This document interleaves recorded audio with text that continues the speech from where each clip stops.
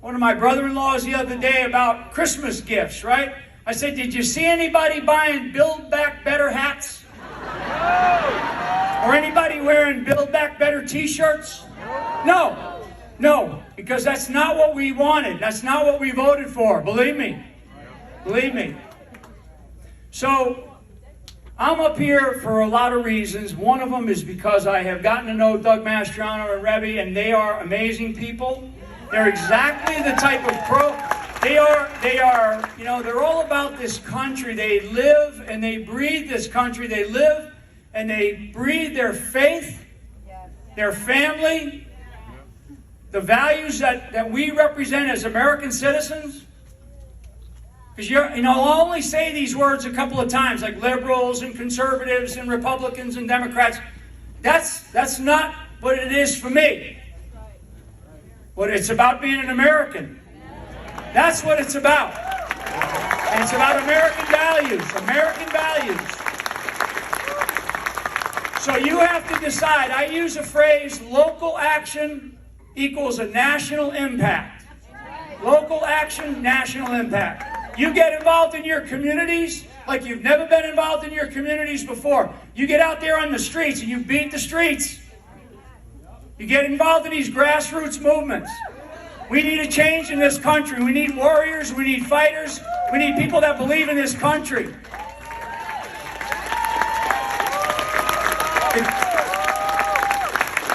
This state, right, the name of this state, right, the nickname is the Keystone State. Keystone. The keystone is not a foundation. The keystone is the stone that sits in the center of an ark. And it holds all of it together.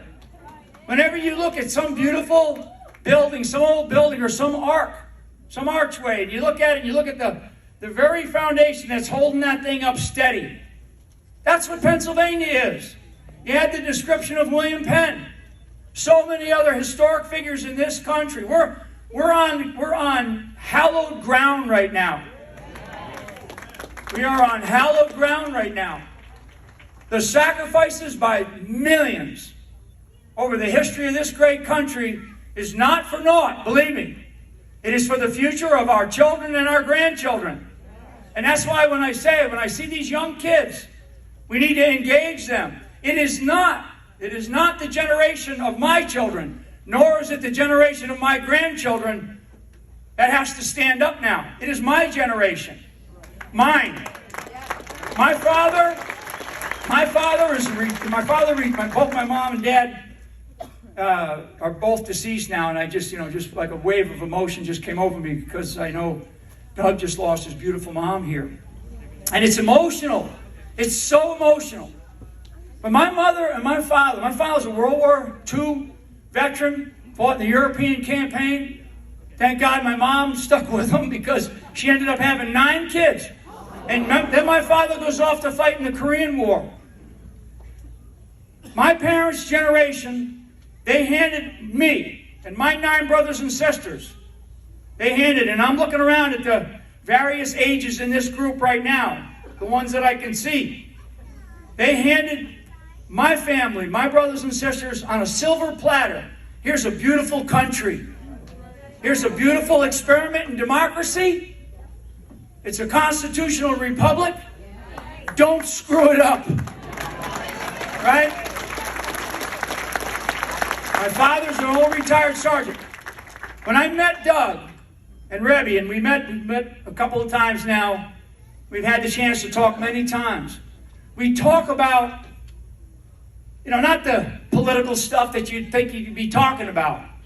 Because I can go through all of that, whether it's our education system, our rule of law system, our immigration, all these different problems that we're seeing in our country right now.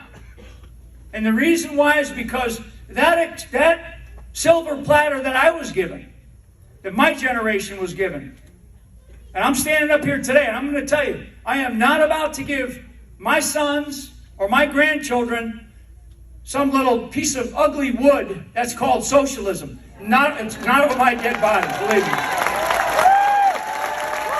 But that's what's happening. That is what's happening. Don't be fooled. And don't let them fool you. Look at what they do in the media. The censorship with these tech titans. I mean, anybody that's ever gotten to know Doug, I mean, he's like one of the nicest guys you're ever going to meet. He's an amazing, amazing, amazing servant. And that's probably the core strength that I have discovered in my relationship with him, is he's a servant. He's somebody that sees serving others as a way of life. And that's what we need. But we need what we also call servant leadership. Okay, servant leadership. And it doesn't mean that you'll cater and kowtow to whatever special need is out there. No. You will serve to the best of your ability. But when it's time to get moving, you're going to say, get off your rear end and get out the door and kick them on the way out the door if you have to. Right?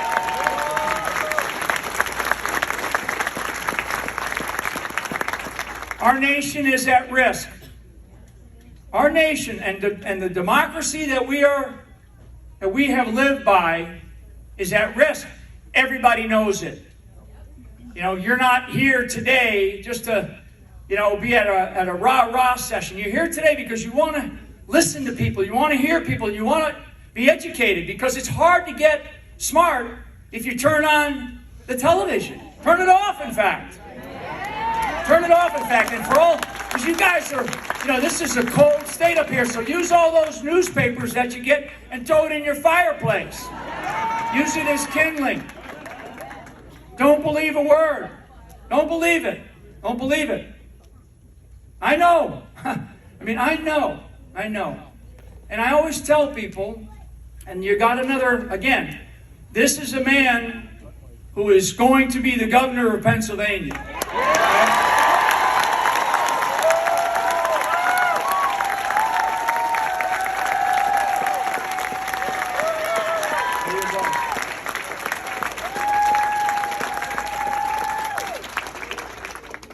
If you allow yourself to be defined by others, you've lost. You've lost. Doug Mastriano defines himself. And he has stated, he knows who he is. He knows who he is as a person, as a husband, as a family man, as a member of the community, as a member of this state, as a member of this country. He's defined himself. You define yourself. Don't let others define you. Don't let people say, she's this, you're that, he's this. Tough. Like my mom, I love her. She used to tell us, sticks and stones will break my bones, but names will never hurt me. Boy, have I felt that. Right? Doug has felt that. Okay? So, Keystone, Pennsylvania. This is ground zero. This is ground zero. And I just got the chills because I've been up and down we actually were able to do a quick tour of the battlefield again. I've been up and walked that battlefield 50 times. 50, at least. And when I think about sacrifice, and I think about service, and I think about the men and women who have given us what we have today, the ability to peaceably assemble. It's our First Amendment. 45 words. 45 words in the First Amendment. Simple. The founders gave us simplicity. They gave us, and thank God that they started with individual liberties. They started with individual liberties and individual rights, human rights.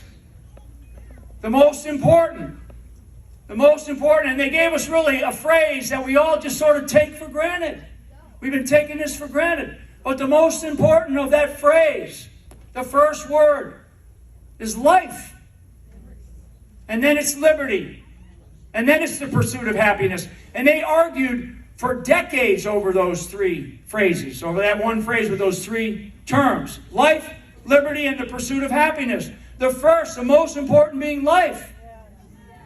And they gave that to us. They argued about that beautiful phrase about who we are and what we are able to do as American citizens, because we're able to do this and come figure people out.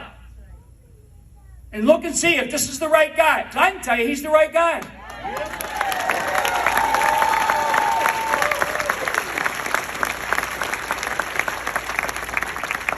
like I said up front, and I'll get off the stage here.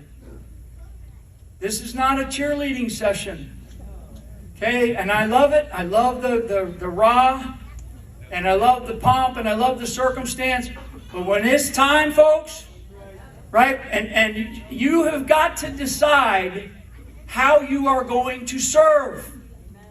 You've got to decide when you walk out these doors. You go back home, you get back in your car, you go to wherever you're going to go here in this beautiful state. You've got to start to have that conversation. You've got to say, how am I going to serve? How am I going to serve my family? How am I going to serve my county? How am I going to serve my state? How am I going to serve my country? Not everybody joins the military, and that's okay. That's fine. So you've got to ask the question of yourself. How will I serve? Because how you serve is how you will be remembered.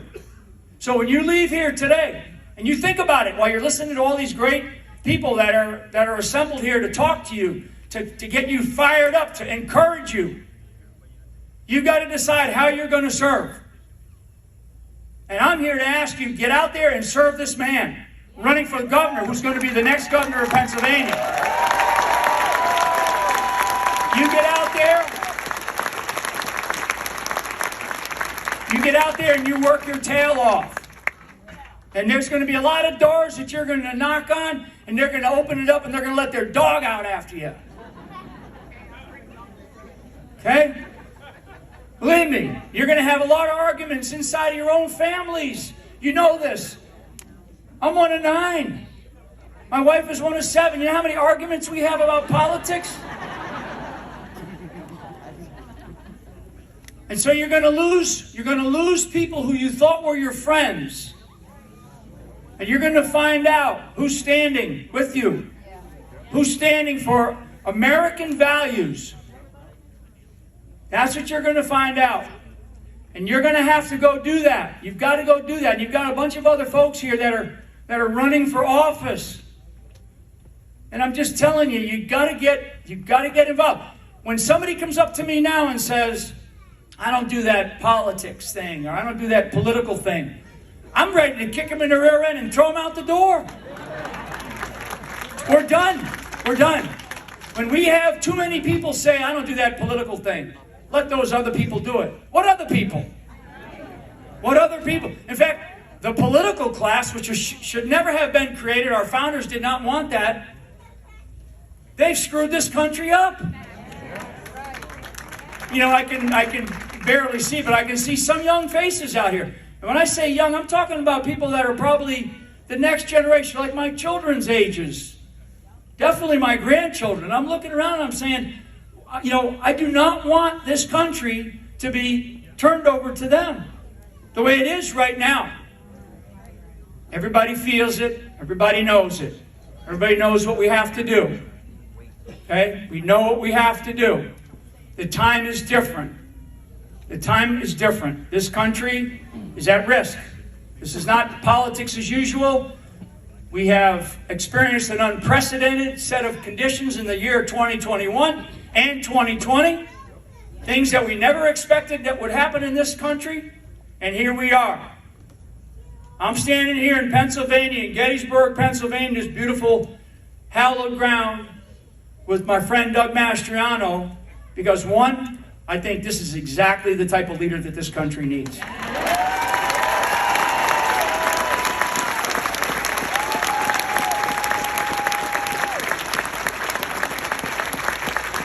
Bold, courageous, authentic, honest, a man of integrity, right? So that's what we need. So I'll finish by saying that, because at the beginning of this, we bring out, first of all, that's the best shofar I've ever heard blown, actually. Wherever that man is, I've heard them things a bunch of times, but that was really good. We started off with faith, right? Faith. And faith is a super important, in our country, if you really study our country, you really study the biblical beginnings of our nation, it was built because people were being persecuted for their religious beliefs. And then they came to this country because of that. That's really at the founding of who we are. It's really what it's about. So this started with faith. You're going to hear a lot about faith today. And this very strong word of faith. Right? So we have to have faith. And like I always said, prayer. Prayer is the most powerful weapon system known to man. It's the most powerful. But even, today,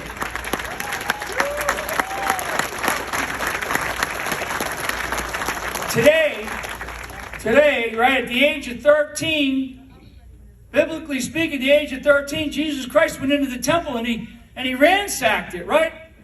They'd call him a domestic terrorist today. So we've got to have faith. And like we do when we pray, we pray. But when we stand, we act.